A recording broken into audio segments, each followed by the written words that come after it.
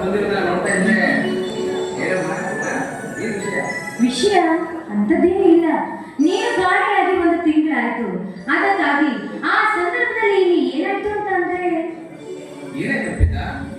ಅಲ್ಲ ಕಣೆ, ನಾನು ನಿಮ್ಮೂರಲ್ಲಿ ಇದ್ದಾಗ ನಿಂಗೆ ಯಾರಿಗಾದ್ರೂ ಏನಾದ್ರೂ ಪ್ರಾಬ್ಲಮ್ ಆಯ್ತಾ? ಹಾಗೇನಾದ್ರೆ ಹೇಳ್ಬಿಡು. ನೋಡೋ, ಈ ಭೂಮಿ ಮೇಲೆ ಅವನು ಯಾವನೇ ಇರಲಿ, ಅವನನ್ನ ಈ ಕ್ಷಣದಲ್ಲೇ ಹುಟ್ಟಲೇ ಹಾಕ್ಬಿಡ್ತೀನಿ. ಅಶ್ವಿನ್, ಈ ಸಂದರ್ಭದಲ್ಲಿ ನಾನೇನಾದ್ರೂ ಅವರ ಹೆಸರು ಹೇಳ್ಬಿಟ್ರೆ ನೀನು ಹೇಳಿದ ಹಾಗೆ ಮಾಡಿದ ಪಕ್ಕ ತಾನೇ?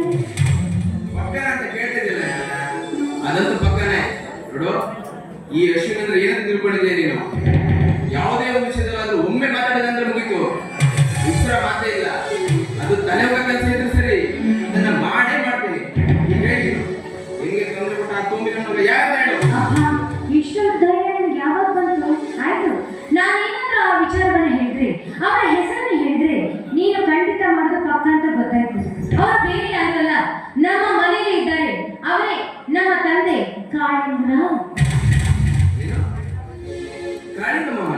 ಹೌದು, ಅವರೇ. ಅವರ ದೃಷ್ಟಿಗೆ ನೀನು ಯಾವತ್ತೂ ಅವರ ಅಳಿಯನಾಗಲಿಕ್ಕೆ ಸಾಧ್ಯವೇ ಇಲ್ಲ.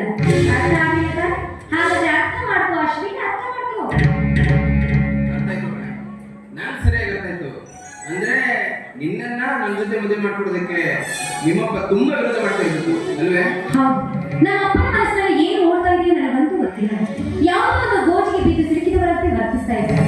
ಅಷ್ಟೇ ಅಲ್ಲ, ನನ್ನ ಅತ್ತೆ ಮಗನಾದ ಚೇತನ್ಗೆ ನನ್ನ ಕೊಟ್ಟು ಮದುವೆ ಮಾಡ್ಬೇಕಂತ ಡಿಸೈಡ್ ಕೂಡ ಮಾಡಿದ್ದಾರೆ. ಇದಾ ವಿಷಯ? ಪರವಾಗಿಲ್ಲ ಬಿಡು.